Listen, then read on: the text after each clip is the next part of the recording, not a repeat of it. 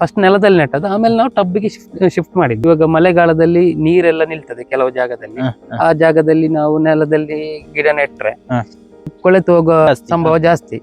ನೆಲದಲ್ಲಿ ನೆಟ್ರೆ ಒಂದೇ ಜಾಗದಲ್ಲಿ ಇರ್ತದೆ, ಜಾಗ ಚೂರು ಜಾಸ್ತಿ ಬೇಕಾಗ್ತದೆ. ಟಬ್ಬಲ್ಲಿ ನೆಟ್ರೆ ನಾವು ಎಲ್ಲಿಗೆ ಬೇಕಾದ್ರೂ ಶಿಫ್ಟ್ ಮಾಡ್ಬೇಕು. ನಾವು ಈ ಪಾಟ್ ಕೂಡ ಸೇಲ್ ಮಾಡ್ತೇವೆ.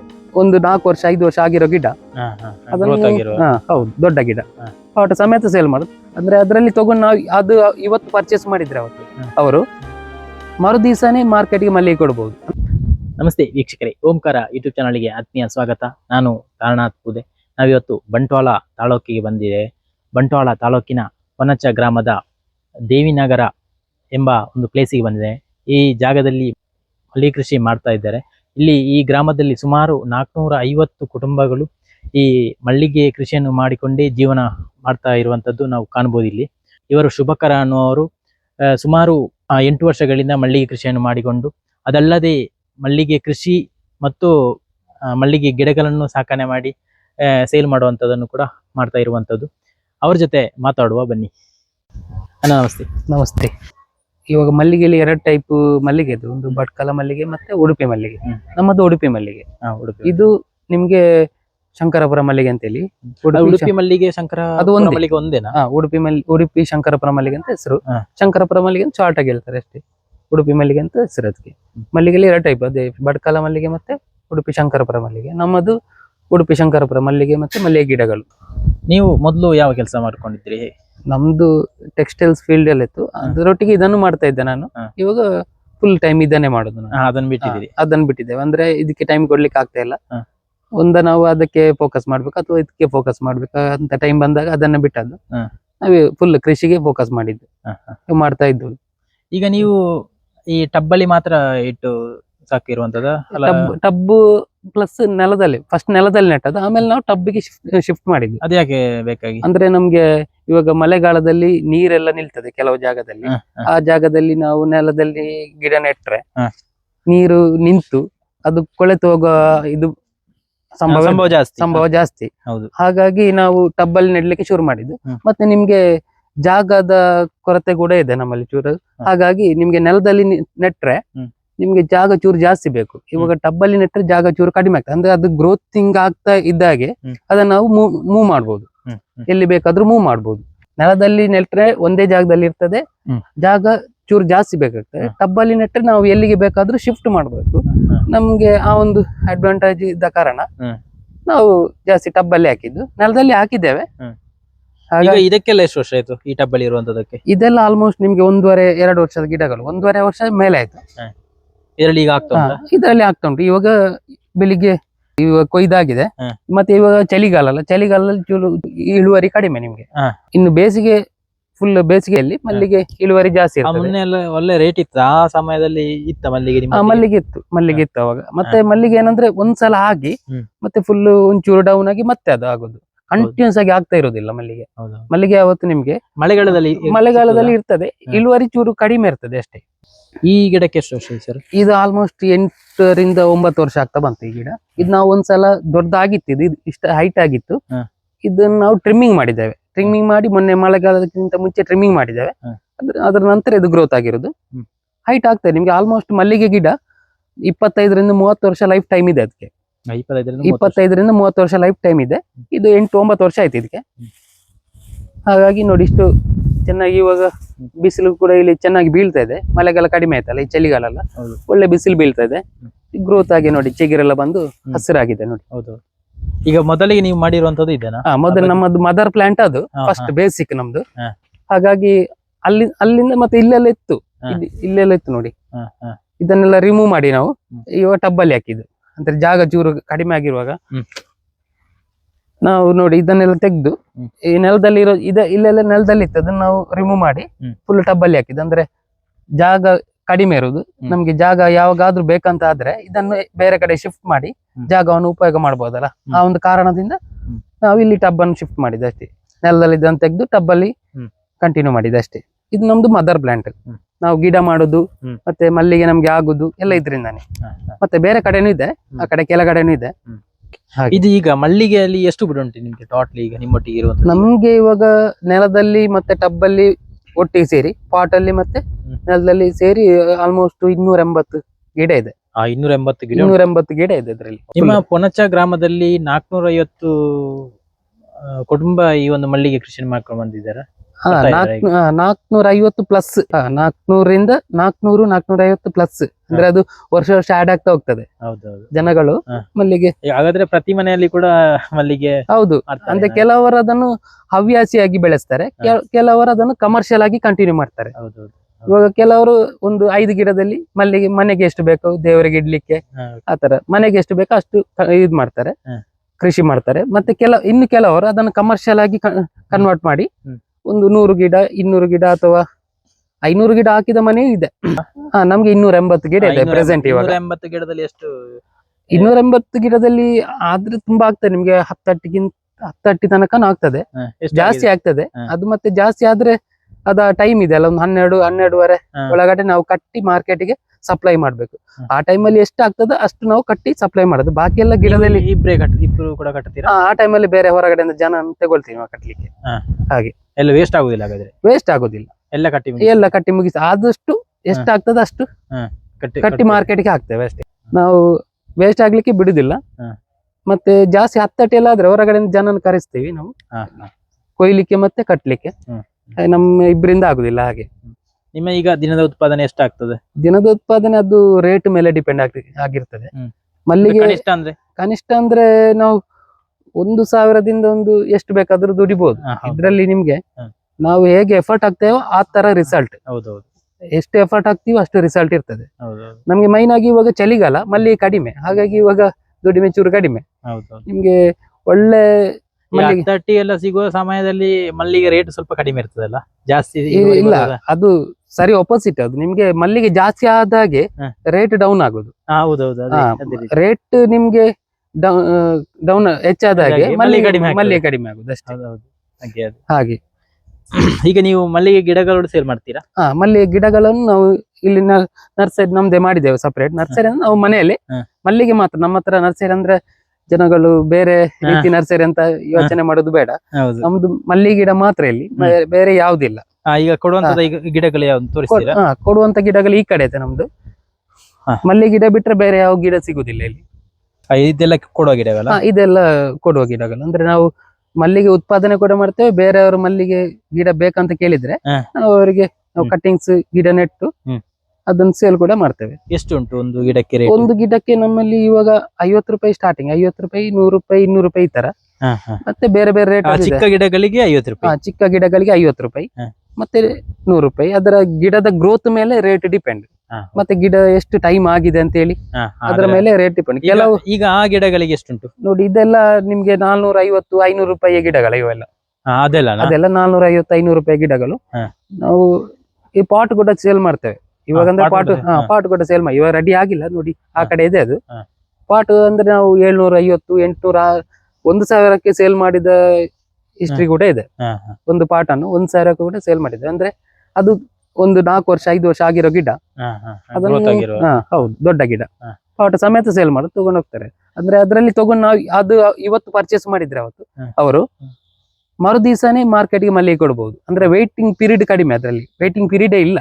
ಅದು ಇವತ್ತು ಮಲ್ಲಿಗೆ ಗಿಡ ತಗೊಂಡು ಹೋದ್ರೆ ನಾಳೆಯಿಂದಾನೇ ಮಾರ್ಕೆಟ್ಗೆ ಅವರು ಎಂಟ್ರಿ ಆಗ್ಬೋದು.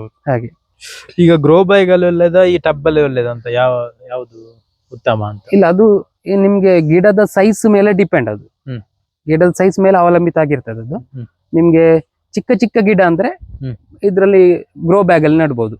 ಅದು ದೊಡ್ಡದಾಗ್ತದಲ್ಲ, ಅವಾಗ ಅದನ್ನು ಈ ತರ ಪಾಟ್ಗೆ ಶಿಫ್ಟ್ ಮಾಡ್ಬೇಕು. ಇದೀಗ ಪಾಟ್ ಅಲ್ಲಿ ಎಷ್ಟು ಟೈಮ್ ಬರ್ತದೆ ಅಂತ? ಪಾಟ್ ಅಲ್ಲಿ ಆಲ್ಮೋಸ್ಟ್ ಒಂದು 6ರಿಂದ 7 ವರ್ಷ ತನಕ ಬರ್ತದೆ. ಮತ್ತೆ ನೆಲದಲ್ಲಿ ನೆಡ್ಬೇಕು. ಮತ್ತೆ ಅದು ಒಳ್ಳೆ ಗ್ರೋತ್ ಆಗಿರ್ತದೆ. ಮತ್ತೆ ಅದನ್ನ ನೆಲಕ್ಕೆ ಶಿಫ್ಟ್ ಮಾಡಿದ್ರೆ ಒಳ್ಳೆ ನಿಮ್ಗೆ ಇಳುವರಿ ಕೊಡ್ತದೆ. ಅದು ಅಂದ್ರೆ ಮಲ್ಲಿಗೆ ಒಳ್ಳೇದಾಗ್ತದೆ. ಮತ್ತೆ ಗಿಡದ ಬೇರುಗಳಿಗೂ ಖುಷಿ ಆಗ್ತದೆ. ಅಂದ್ರೆ ಅದು ದೊಡ್ಡದಾಗಿರ್ತದೆ. ನೆಲದಲ್ಲಿ ನೆಟ್ರೆ ಫುಲ್ ನಿಮ್ಗೆ ಅದು ಹರಡ್ಕೊಂಡು ಹೋಗ್ತದೆ. ಚಿಕ್ಕ ಗಿಡ ನೆಡುದು ಮತ್ತೆ ದೊಡ್ಡ ಗಿಡ ನೆಡುದು ತುಂಬಾ ಡಿಫ್ರೆನ್ಸ್ ಇದೆ. ಈಗ ಗಿಡ ಬೇಕಾದ್ರೆ ನೀವು ಕೊಡ್ತೀರಾ? ಹಾಗಾದ್ರೆ ಗಿಡ ಕೊಡ್ತೇವೆ ನಾವು. ಗಿಡ ಬೇಕಾದ್ರೆ ಇವರನ್ನು ಕಾಂಟ್ಯಾಕ್ಟ್ ಮಾಡಿ. ಯಾಕಂದ್ರೆ ಇವರು ನರ್ಸರಿ ಇಟ್ಟು ಮಾಡುವಂತವರಲ್ಲ. ಯಾಕಂದ್ರೆ ಇವರು ಸ್ವಾವಲಂಬಿಯಾಗಿ ಬದುಕನ್ನು ಕಟ್ಟಿಕೊಂಡವರು. ಇವರೇ ಸ್ವತಃ ಮಾಡಿ ಮಲ್ಲಿಗೆ ಕೃಷಿಯನ್ನು ಮಾಡಿ ಮಲ್ಲಿಗೆ ಗಿಡಗಳನ್ನು ಸೇಲ್ ಮಾಡುವಂಥದ್ದು. ಇವರನ್ನು ಕಾಂಟ್ಯಾಕ್ಟ್ ಮಾಡಿ ಇವರೊಟ್ಟಿಗೆ ಮಾತಾಡಿಕೊಳ್ಳಿ ಗಿಡ ಬೇಕಾದ್ರೆ. ಈಗ ಗಿಡಗಳಿಗೆ ಗೊಬ್ಬರ ಎಲ್ಲ ಹೇಗೆ ಕೊಡ್ತೀರಾ? ಗಿಡಗಳಿಗೆ ನಾವು 15 ದಿವಸಕ್ಕೊಂದ್ಸಲ ಗೊಬ್ಬರ ಕೊಡ್ತೇವೆ. ಅಂದ್ರೆ ನೆಲಕಡಲೆ ಹಿಂಡಿ ಮತ್ತೆ ಹಟ್ಟಿ ಗೊಬ್ಬರನ ಹಾಕ್ಬೋದು. ಹಟ್ಟಿ ಗೊಬ್ಬರವನ್ನು ಡ್ರೈ ಮಾಡಿ ಹಾಕ್ಬೋದು. ಮತ್ತೆ ರಾಸಾಯನಿಕ ಸ್ಪ್ರೇ ಅದು ಇದೆಲ್ಲ ಸಿಗ್ತದೆ, ಅದನ್ನೆಲ್ಲ ಚೂರು ಕಡಿಮೆ ಯೂಸ್ ಮಾಡ್ಬೇಕು. ಅವಾಗ ನಿಮ್ಗೆ ಗಿಡ ಹೆಲ್ತಿ ಆಗಿರ್ತದೆ, ಮತ್ತೆ ಇಳುವರಿ ಕೂಡ ಚೆನ್ನಾಗಿರ್ತದೆ, ರಿಸಲ್ಟ್ ಕೂಡ ಚೆನ್ನಾಗಿರ್ತದೆ. ನಿಮ್ಗೆ ರಾಸಾಯನಿಕ ಗೊಬ್ಬರ ಕಡಿಮೆ ಯೂಸ್ ಮಾಡಿ ನೀವು ಆರ್ಗ್ಯಾನಿಕ್ ಆಗಿ ಗಿಡಗಳನ್ನು ಬೆಳೆಸಿದ್ರೆ ಒಳ್ಳೆ ರಿಸಲ್ಟ್ ಸಿಗ್ತದೆ, ಮತ್ತೆ ಗಿಡದ ಬಾಳಿಕೆ ಚೆನ್ನಾಗಿ ಬರ್ತದೆ. ರಾಸಾಯನಿಕ ಯೂಸ್ ಮಾಡಿದ್ರೆ ಒಂದು ಸಲ ರಿಸಲ್ಟ್ ಸಿಗ್ತದೆ, ನಂತರ ಗಿಡವೇ ಸತ್ತು ಹೋಗ್ತದೆ. ಅದು ಗೆಲ್ಲೆಲ್ಲ ಸಾಯುದು, ಗೆಲ್ಲು ಸಾಯುದು, ಮತ್ತೆ ನಿಮ್ಗೆ ಮುಗುರು ಹುಳ ತಿನ್ನುವುದು ಅದೆಲ್ಲ ಬರ್ತದೆ. ಹಟ್ಟಿ ಗೊಬ್ಬರ ಮತ್ತೆ ನಿಮ್ಗೆ ಎರೆಹುಳು ಗೊಬ್ಬರ ಅದೆಲ್ಲ ಯೂಸ್ ಮಾಡಿದ್ರೆ ಎಂತ ಸಹ ಆಗುದಿಲ್ಲ, ಗಿಡಗಳಿಗೆ ಏನಾಗುದಿಲ್ಲ. ಇಳುವರಿ ಚೂರು ಆ ಕಡೆ ಆಗ್ಬೋದು. ಇದು ಗಿಡ ಚೆನ್ನಾಗಿರ್ತದೆ, ಗಿಡದ ಲೈಫ್ ಟೈಮ್ ಚೆನ್ನಾಗಿರ್ತದೆ. ಅಂದ್ರೆ ಇವಾಗ 25-30 ವರ್ಷ ಬಾಳಿಕೆ ಬರೋ ಗಿಡಗಳೆಲ್ಲ ಒಳ್ಳೆ ಹೆಲ್ತಿ ಆಗಿರ್ತದೆ. ನಾವು ರಾಸಾಯನಿಕ ಯೂಸ್ ಮಾಡಿದ್ರೆ ಅದೊಂದು 10 ವರ್ಷಕ್ಕೆ ಹೋಗ್ತದೆ, 10 ಅಲ್ಲ ಅದಕ್ಕಿಂತ ಮುಂಚೆನೆ ಹೋಗ್ತದೆ. ಹಾಗೆ ಈಗ ಮಲ್ಲಿಗೆ ಕೃಷಿಗೆ ಮೈನ್ ಆಗಿ ಬೇಕಾಗಿರುವಂತದ್ದು ಬಿಸಿಲು, ಕರೆಕ್ಟ್ ಆಗಿ ಬಿಸಿಲು ಬೇಕಲ್ಲ? ಹೌದು, ಬಿಸಿಲು. ತೇವಾಂಶ ಜಾಸ್ತಿ ಇರುವ ಜಾಗದಲ್ಲಿ ಆಗುದಿಲ್ಲ, ಬಿಸಿಲು ನೆರಳಿರುವ ಜಾಗದಲ್ಲಿ ಮಲ್ಲಿಗೆ ಇಳುವರಿ ಕಡಿಮೆ, ಮಲ್ಲಿಗೆ ಆಗುದಿಲ್ಲ. ಬಿಸಿಲು ಬೇಕು, ಒಳ್ಳೆ ಬೆಚ್ಚಗಿನ ವಾತಾವರಣ ಇದ್ರೆ ಮಲ್ಲಿಗೆ ಜಾಸ್ತಿ ಆಗ್ತದೆ. ಬೆಚ್ಚಗಿನ ವಾತಾವರಣದಲ್ಲಿ ಮಲ್ಲಿಗೆ ಜಾಸ್ತಿ ಆಗುದು, ತಂಪಿದ್ರೆ ಮಲ್ಲಿಗೆ ಕಡಿಮೆ ಆಗುದು ಅಷ್ಟೇ. ನಮ್ಮ ದಕ್ಷಿಣ ಕನ್ನಡದಲ್ಲಿ ಬಿಸಿಲು ಜಾಸ್ತಿ ಇಲ್ಲ, ಹಾಗಾಗಿ ಇಲ್ಲಿ ಮಲ್ಲಿಗೆ ಕೃಷಿ ಒಳ್ಳೇದು ಬರ್ತದೆ.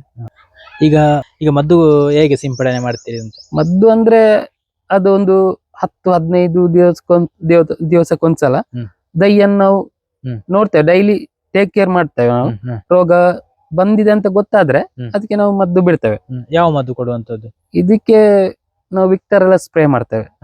ಅದಂದ್ರೆ ಬರದಾಗೆ ನಾವು ಇದಕ್ಕೆ ಸ್ಪ್ರೇ ಮಾಡ್ತೇವೆ. ಮತ್ತೆ ಕೆಲವರು ಈ ದನದ ಗೋಮೂತ್ರ ಸ್ಪ್ರೇ ಮಾಡಿದ್ರು ಆಗ್ತದೆ, ಮತ್ತೆ ಕೈ ಬೇವಿನ ಎಣ್ಣೆ ಕೂಡ ಸ್ಪ್ರೇ ಮಾಡಿದ್ರೆ ಆಗ್ತದೆ. ಅದು ಕೆಲವರು ಒಂದೊಂದು ಟೈಪ್ ಅನ್ನು ಯೂಸ್ ಮಾಡ್ತಾರೆ. ನಾವು ಅದೇ ದನದ ಗೋಮೂತ್ರ ಮತ್ತೆ ನೆಲಕಡಲೆ ಹಿಂಡಿ ಅದು ಗೊಬ್ಬರವಾಗಿ ಯೂಸ್ ಮಾಡ್ತೇವೆ. ಮತ್ತೆ ನಿಮ್ಗೆ ಕೈ ಬೇವಿದು ಸ್ಪ್ರೇ ಮಾಡ್ತೇವೆ, ಎಣ್ಣೆದು. ಅದೆಲ್ಲ ಮಾಡಿದ್ರೆ ಕೀಟಗಳೆಲ್ಲ ಬಂದು ತಿನ್ನುವುದು ಕಡಿಮೆ ಆಗ್ತದೆ. ಹಾಗೆ ಈಗ ಬೇರೆ ಉದ್ಯೋಗ ಮಾಡಿಕೊಂಡು ಇದ್ದವರಿಗೂ ಕೂಡ ಈ ಮಲ್ಲಿಗೆ ಕೃಷಿಯನ್ನು ಮಾಡಬಹುದಾ? ಧಾರಾಳವಾಗಿ ಮಾಡ್ಬೋದು. ಇದಂದ್ರೆ ನಿಮ್ಗೆ ಅದೇ ಹೇಳಿದ್ನಲ್ಲ, ಇದು ಕಮರ್ಷಿಯಲ್ ಆಗಿ ಮಾಡ್ಬೋದು, ಹವ್ಯಾಸಿಯಾಗಿ ಮಾಡ್ಬೋದು. ಮತ್ತೆ ಬೇರೆ ಉದ್ಯೋಗ ಮಾಡಿಕೊಂಡು ಕಮರ್ಷಿಯಲ್ ಆಗಿ ಮಾಡ್ತೇನೆ ಅಂತ ಅದು ಆಗ್ತದೆ. ಅಂದ್ರೆ ಬೆಳಿಗ್ಗಿನ ಟೈಮ್ ಮಾತ್ರ ಇದಕ್ಕೆ. ನಿಮ್ಗೆ ಏನಿದ್ರು ಬೆಳಿಗ್ಗೆ ಒಂದು ಜಾಸ್ತಿ ಮಲ್ಲಿಗೆ ಆದ್ರೆ 5 ಗಂಟೆಗೆ ಹೇಳ್ಬೇಕಾಗ್ತದೆ. ನೀರು ಹಿಡಿದು ಮಲ್ಲಿಗೆ ಕೊಯ್ದು ರೆಡಿ ಮಾಡೋ 11:30 ಆಗ್ತದೆ ಮಧ್ಯಾಹ್ನ. ಇಲ್ಲಾಂದ್ರೆ ಬೇಗ ನಿಮ್ಗೆ ಚೂರು ಗಿಡ ಕಡಿಮೆ ಇದೆ ಅಂತೇಳಿ ಆದ್ರೆ ಬೆಳಗ್ಗೆ ಬೇಗ ಎದ್ದು ಒಂದು 7-8 ಗಂಟೆ 8:30 ಒಳಗಡೆ ಎಲ್ಲ ಆಗ್ತದೆ. ಒಂದು 2-3 ಚೆಂಡು ಮಲ್ಲಿಗೆ ಒಂದಟ್ಟಿದ್ರೆ ಕಟ್ಟಿ ಆಗ್ತದೆ, ಮಾರ್ಕೆಟ್ಗೆ ಹಾಕ್ಬಹುದು. ಬೇರೆ ಕೆಲಸ ಮಾಡುವುದರ ಜೊತೆಗೂ ಇದನ್ನು ಕಂಟಿನ್ಯೂ ಮಾಡ್ಬೋದು. ಇಲ್ಲ ಇದನ್ನೇ ಮಾಡುದಿದ್ರೆ ಅಂದ್ರೆ ಸ್ವಲ್ಪ ಎಫರ್ಟ್ ಜಾಸ್ತಿ ಹಾಕ್ಬೇಕಾಗ್ತದೆ. ಗಿಡ ಜಾಸ್ತಿ ಇದ್ರೆ ಮಧ್ಯಾಹ್ನ ಆಗ್ತದೆ. ಒಂದು ಚೆಂಡು ಕಟ್ಟೋದಿದ್ರೆ ಎಷ್ಟು ಟೈಮ್ ಬೇಕಾಗ್ತದೆ? ಅದು ಒಂದು ಚೆಂಡು ಎಕ್ಸ್ಪೀರಿಯನ್ಸ್ ಇದ್ರೆ ಬೇಗ ಆಗ್ತದೆ, ಎಕ್ಸ್ಪೀರಿಯನ್ಸ್ ಇಲ್ಲ ಅಂದ್ರೆ ಲೇಟ್ ಆಗ್ತದೆ. ಹಾಗೆ ಕಟ್ಟುವವರ ಮೇಲೆ ಡಿಪೆಂಡ್. ಅದು ಕಟ್ಟುವವರ ಮೇಲೆ. ನಿಮಗೆಲ್ಲ ಎಷ್ಟು ಟೈಮ್ ಬೇಕಾಗ್ತದೆ? ನಮ್ಗೆ ಒಂದು ಚೆಂಡು ನಾವು 1 ಗಂಟೆಯಲ್ಲಿ ಒಂದು ಅಟ್ಟಿ ಎಲ್ಲ ಕಟ್ತೇವೆ, 1-1.5 ಅಟ್ಟಿ ತನಕ ಕಟ್ತೇವೆ. ನೀವು ಇಬ್ರು ಕೂಡ? ಹೌದು. ಈಗ ನೀವು ಈ ಮಲ್ಲಿಗೆ ಕೃಷಿಗೆ ಎಷ್ಟು ದಿನದಲ್ಲಿ ಸಮಯ ಕೊಡ್ತೀರಿ ಅಂತ? ಇದಕ್ಕೆ ನಾವು ಬೆಳಿಗ್ಗೆ ಒಂದು 5 ಗಂಟೆಯಿಂದ ಒಂದು ಆಲ್ಮೋಸ್ಟ್ 5 ಗಂಟೆಯಿಂದ ಒಂದು 11:30 12 ಗಂಟೆ ತನಕ ಅಷ್ಟೇ ಟೈಮ್ ಕೊಡೋದು. ಮಧ್ಯಾಹ್ನ ನಂತರ ಇಲ್ಲ. ನಿಮ್ದೇ ಇದೆ ಮಲ್ಲಿಗೆ ಕೃಷಿ ಮಾತ್ರ? ಮಲ್ಲಿಗೆ ಕೃಷಿ ಮಾತ್ರ. ಮತ್ತೆ ಇದು ಪಾಟಿಂಗ್, ಇದು ನರ್ಸರಿ ಇದೆ ಅಲ್ಲ ನಮ್ದು, ಇದನ್ನ ಗಿಡಗಳು ಸೇಲ್ ಮಾಡೋದು. ಹಾಗೆ ಕಸ್ಟಮರ್ಸ್ ಕೂಡ ಬರ್ತಾರೆ ತಗೊಂಡೋಗ್ಲಿಕ್ಕೆ ಗಿಡ. ಮತ್ತೆ ನಾವು ಅಂದ್ರೆ ನ್ಯಾಚುರಲ್ ಆಗಿ ಗ್ರೋತ್ ಮಾಡೋದು. ಗಿಡವನ್ನು ಯಾವುದೇ ಫರ್ಟಿಲೈಸರ್ ಹಾಕಿ ಸ್ಪ್ರೇ ಮಾಡಿ ಅದನ್ನು ಬೂಸ್ಟ್ ಮಾಡಿ ಆ ತರ ಸ್ಪ್ರೇ ಮಾಡೋದಿಲ್ಲ ಯಾವತ್ತು. ನ್ಯಾಚುರಲ್ ಆಗಿ ಗಿಡ ನೆಟ್ಟು ಅದನ್ನು ಯಾವ ರೀತಿ ಅದು ಗ್ರೋತ್ ಆಗ್ಬೇಕು ಅದಕ್ಕೆ ಟೈಮ್, ಅದ್ರದ್ದೇ ಟೈಮ್ ಅನ್ನು ಅದಕ್ಕೆ ಮೀಸಲಿಟ್ಟು ನಾವು ಗ್ರೋತ್ ಮಾಡಿ ಕೊಡುದು. ಹಾಗಾಗಿ ಇಳುವರಿ ಚೆನ್ನಾಗಿರ್ತದೆ. ಅಂದ್ರೆ ನಮ್ಮ ಗಿಡಗಳು ನಾವು ಹೊಗಳದಂತಲ್ಲ, ಒಂದು ಬರ್ತಾರೆ, ರಿಸಲ್ಟ್ ಚೆನ್ನಾಗಿರ್ತದೆ. ಹಾಗೆ ಈಗ ತಾರಸಿ ಮೇಲೆ ಕೂಡ ಈ ಪಾಟಲ್ ಇಟ್ಟು ಮಲ್ಲಿಗೆ ಕೃಷಿಯನ್ನು ಮಾಡಬಹುದು. ಹಾ ಮಾಡ್ಬೋದು, ಆರಾಮದಲ್ಲಿ ಒಂದು 25-30 ಗಿಡ ಎಲ್ಲ ಇಟ್ಟು ಮಾಡ್ಬೋದು. ಆರಾಮದಲ್ಲಿ ಒಳ್ಳೆ ರಿಸಲ್ಟ್ ಬರ್ತದೆ. ಈಗ ಇಡುವ ಕ್ರಮ ಹೇಗೆ ಅಂತ, ಯಾಕಂತ ಹೇಳಿದ್ರೆ ಕೆಲವರು ಟಬ್ ಅನ್ನು ಡೈರೆಕ್ಟ್ ಆಗಿ ಕೊಂಡೋಗಿ ಇಡ್ತಾರೆ. ಕಲ್ಲಿನ ಮೇಲೆ ಇಡ್ಬೇಕಾ, ಯಾವ ರೀತಿ? ಟ್ಯಾರಿಸಿನ ಮೇಲೆ ಇಡುದಿದ್ರೆ ಕಲ್ಲೆಲ್ಲ ಬೇಕಂತಿಲ್ಲ, ಒಂದು ಟರ್ಪಾಲ್ ಹಾಕಿ ಅದರ ಮೇಲೆ ಚಟ್ಟಿಯನ್ನಿಟ್ಟು ಕೃಷಿ ಮಾಡಬಹುದು. 25-30 ಗಿಡ ಇಡ್ಲಿಕ್ಕೆ ಆಗ್ತದೆ. ಆಲ್ಮೋಸ್ಟ್ ಒಂದು ಪೇಟೆಯಲ್ಲಿದ್ದವರು ಕೂಡ ಪೇಟೆಯಲ್ಲಿದ್ದವರು ಆರಾಮಾಗಿ ಕೃಷಿ ಮಾಡಬಹುದು. ಬಿಸಿಲಿದ್ರೆ ಆಯ್ತು. ಬಿಸಿಲು ಮಲ್ಲಿಗೆ ಮೈನ್ ಬೇಕಾದ್ದೇ ಬಿಸಿಲು. ಟ್ಯಾರಿಸ್ ಮೇಲೆ ಇಟ್ರೆ ಬಿಸಿಲಿನ ಬರಗಾಲ ಇರುದಿಲ್ಲ, ಅದಕ್ಕೆ ಒಳ್ಳೇದಿರ್ತದೆ, ಒಳ್ಳೆ ಪ್ರೋಟೀನ್ ಸಿಗ್ತದೆ, ಮತ್ತೆ ನೀರಿದ್ರೆ ಸಾಕು ಅಷ್ಟೇ. ಮನೆ ಕೂಡ ತಂಪಿರ್ತದೆ. ಮನೆ ಕೂಡ ಮೇಲ್ಗಡೆಯಿಂದ ಕವರ್ ಆಗಿ ತಂಪಿರ್ತದೆ. ಹೇಗೂ ನೀರ್ ಹಾಕ್ತಾ ಇರ್ತೀವಲ್ಲ, ತಂಪಿರ್ತದೆ ಹಾಗೆ. ಈಗ ಈ ಕಲ್ಲಿನ ಮೇಲೆ ಟಬ್ಬನ್ನ ಯಾಕೆ ಇಟ್ಟದ್ದು ಅಂತ ನೀವು? ಕಲ್ಲಿನ ಮೇಲೆ ಅಂದ್ರೆ ಅದು ಗಿಡ ದೊಡ್ಡದಾಗ್ತಾ ಇದ್ದಾಗೆ ನಿಮಗೆ ಕೆಳಗಡೆ ಬಗ್ತದೆ. ಅದು ನೆಲದಲ್ಲೇ ಇಟ್ರೆ ಇನ್ನು ಟ್ರಿಮ್ಮಿಂಗ್ ಮಾಡ್ಬೇಕಾಗ್ತದೆ, ಮತ್ತೆ ಗಿಡ ಇನ್ನು ನಿಮ್ಗೆ ಗಿಡ ಲೆಂತ್ ಬರ್ತದೆ ಅಂತ ಹೇಳಿ ಕಲ್ಲಿನ ಮೇಲೆ ಇಟ್ಟದ್ದು. ನಾವ್ ಅಂದ್ರೆ ಕೊಯ್ಲಿಕ್ಕೆ ಸುಲಭ ಆಗ್ತದೆ, ಮೈನ್ ಆಗಿ ಜಾಸ್ತಿ ಬಗ್ಬೇಕಂತಿಲ್ಲ, ಚೂರು ಎತ್ತರದಲ್ಲಿ ಇರ್ತದಲ್ಲ, ಹಾಗಾಗಿ ಕೊಯ್ಲಿಕ್ಕೆಲ್ಲ ಈಸಿ ಆಗ್ತದೆ. ಅದಕ್ಕೋಸ್ಕರ ಕಲ್ಲಿನ ಮೇಲೆ ಇಟ್ಟದ್ದು ಅಷ್ಟೇ. ಮತ್ತೆ ಗಿಡ ದೊಡ್ಡದಾಗಿ ಬೆಳೆದ್ರೆ ಅದು ಕೆಳಗಡೆ ಬೆಂಡ್ ಆಗ್ತದೆ. ಇವಾಗ ನೆಲದಲ್ಲಿ ಇಟ್ಟರೆ ಅದು ನೆಲಕ್ಕೆ ಟಚ್ ಆಗ್ತದೆ, ಅದಕ್ಕೋಸ್ಕರ ಕಲ್ಲಿನ ಮೇಲೆ ಇಟ್ಟದ್ದು ಅಷ್ಟೇ. ಈ ಚಿಕ್ಕ ಚಿಕ್ಕ ಗಿಡಗಳು ಯಾವ್ದು? ಈಗ ನೋಡಿ, ಇದು ನಮ್ದು ಸ್ಟಾರ್ಟಿಂಗ್ ಗಿಡಗಳು. ಇದು ಅಂದ್ರೆ ಗಿಡಗಳು ಚಿಕ್ಕ ಗಿಡಗಳು. ಇದು ಇದಕ್ಕೆ ಎಷ್ಟು ರೇಟ್? ಇದೆಲ್ಲ 50 ರೂಪಾಯಿ ಗಿಡಗಳು. ಇವೆಲ್ಲ 50 ರೂಪಾಯಿ ಗಿಡಗಳು. ಮತ್ತೆ ನೆಕ್ಸ್ಟ್ 100 ರೂಪಾಯಿ ಗಿಡ ಆ ಕಡೆ, ಅದು ಆಮೇಲೆ ತೋರಿಸ್ತೇನೆ ನೋಡಿ. ಇವೆಲ್ಲ 200 ರೂಪಾಯಿ ಗಿಡಗಳು. ಇಲ್ಲಿಂದ ನೋಡಿ, ಇದು ಆ ಕಡೆ ಇರೋದೆಲ್ಲ 200 ರೂಪಾಯಿ ಗಿಡಗಳು. ಇದೆಲ್ಲ 200 ರೂಪಾಯಿ. ಇದೆಲ್ಲ ಅಂದ್ರೆ ನಿಮ್ಗೆ ಮುಗ್ಗ ಆಗ್ತಾ ಇದೆ ಇದ್ರಲ್ಲಿ ನೋಡಿ. ಇಲ್ಲೆಲ್ಲ ಆಗ್ಲಿಕ್ಕೆ ಸ್ಟಾರ್ಟ್ ಆಗಿದೆ, ಮುಗ್ಗ ಆಗ್ತಾನು ಇದೆ. ಈ ಸೈಡ್ ಇರುವಂತದ್ದು ಯಾವ್ದು? ಈ ಗಿಡಗಳು. ಇದು ಮತ್ತೆ ಇದು ಸೇಮ್. ನಿಮ್ಗೆ ಆಲ್ಮೋಸ್ಟ್ 10-12 ತಿಂಗಳಾಯ್ತು ಈ ಗಿಡಗಳಿಗೆ. ಇದ್ರಲ್ಲಿ ನಿಮ್ಗೆ ಒಂದು ಕಡಿಮೆ ಅಂದ್ರೆ ಒಂದು 10-15 ಮುಗ್ಗೆಲ್ಲ ಸಿಕ್ಕು. ಇದೂನು ಅಷ್ಟೇ. ಇದಂದ್ರೆ 350ಕ್ಕೆ ಸೇಲ್ ಮಾಡೋದು ನಾವು. ಅಂದ್ರೆ ಇದಂದ್ರೆ 1 ತಿಂಗಳು ಕಳೆದ್ ಸೇಲ್ ಮಾಡೋದು. ಆದ್ರೆ ಅದು ಅದಕ್ಕೆ ಅಂತಲೇ ಸೆಟ್ ಮಾಡಿ ಇಟ್ಟದ್ದು. ಹಾಗಾಗಿ ಅದರಲ್ಲಿ ಕೂಡ ಮುಗ್ಗಾಗ್ತಾ ಇದೆ. ಎಲ್ಲ ಗಿಡದಲ್ಲಿ ಒಂದು 10 ಮುಗ್ಗಾಗ್ತಾ ಇದೆ. ಇನ್ನು 100 ರೂಪಾಯಿ ಗಿಡ ಆ ಕಡೆ ಇದೆ, ಅದನ್ನು ಚೆನ್ನಾಗಿದೆ. ಮತ್ತೆ 500 ರೂಪಾಯಿ ಗ್ರೋ ಬ್ಯಾಗ್ ಅದೆಲ್ಲ ಆ ಕಡೆ ಇದೆ. 20 ಸೆನ್ಸ್ ಜಾಗದಲ್ಲಿ ಕೂಡ ಎಷ್ಟು ಸುಂದರವಾದಂತಹ ಒಂದು ತೋಟವನ್ನು ನಿರ್ಮಾಣ ಮಾಡಿ ಮಲ್ಲಿಗೆ ಕೃಷಿಯನ್ನು ಕೂಡ ಸುಂದರವಾಗಿ ಮಾಡಬಹುದು ಅಂತ ಹೇಳಿ ಇವರು ಶುಭಕರ್ ಅವರು ತಿಳಿಸಿಕೊಟ್ಟಿದ್ದಾರೆ. ಅತಿ ಕಡಿಮೆ, ಈಗ ಕೆಲವೊಂದು ಜನರು ಹೇಳುವಂಥದ್ದು ನಮಗೆ ಸ್ವಲ್ಪ ಜಾಗ ಇಲ್ಲ, ಜಾಗ ಕಡಿಮೆ ಇದೆ ಅಂತ ಒಂದು ಮಾತುಗಳು ಬರ್ತದೆ. ಆದ್ರೆ ಇವರನ್ನು ನೋಡಿ ನಮಗೆ ಈಗ ಅನುಭವ ಆಯ್ತು. ಯಾಕಂತ ಹೇಳಿದ್ರೆ ಒಂದು 20 ಸೆನ್ಸ್ ಅಲ್ಲಿ ಕೂಡ ಇಷ್ಟು ಒಂದು 280 ಗಿಡಗಳನ್ನು ನೆಟ್ಟು ಸಾಕುವಂತಹ ಕೆಲಸಗಳನ್ನು ಮಾಡ್ತಾ ಇದ್ದಾರೆ. ಸರ್, ಇಷ್ಟು ಹೊತ್ತು ನಮ್ಮ ಜೊತೆ ಮಲ್ಲಿಗೆ ಕೃಷಿಯ ಮಾಹಿತಿಗಳನ್ನು ನಮ್ಮ ಜೊತೆ ಹಂಚಿಕೊಂಡಿದ್ದೀರಿ ಸರ್, ನಿಮಗೆ ಧನ್ಯವಾದಗಳು. ಧನ್ಯವಾದ. ಈ ಮಾಹಿತಿ ಇಷ್ಟ ಆಗಿದ್ರೆ ಶೇರ್ ಮಾಡಿ, ಲೈಕ್ ಮಾಡಿ, ಕಮೆಂಟ್ ಮಾಡಿ ಅಂತ ತಿಳಿಸುತ್ತಾ ಮುಂದಿನ ವಿಡಿಯೋದಲ್ಲಿ ಸಿಗೋಣ. ಜೈ ಶ್ರೀರಾಮ್.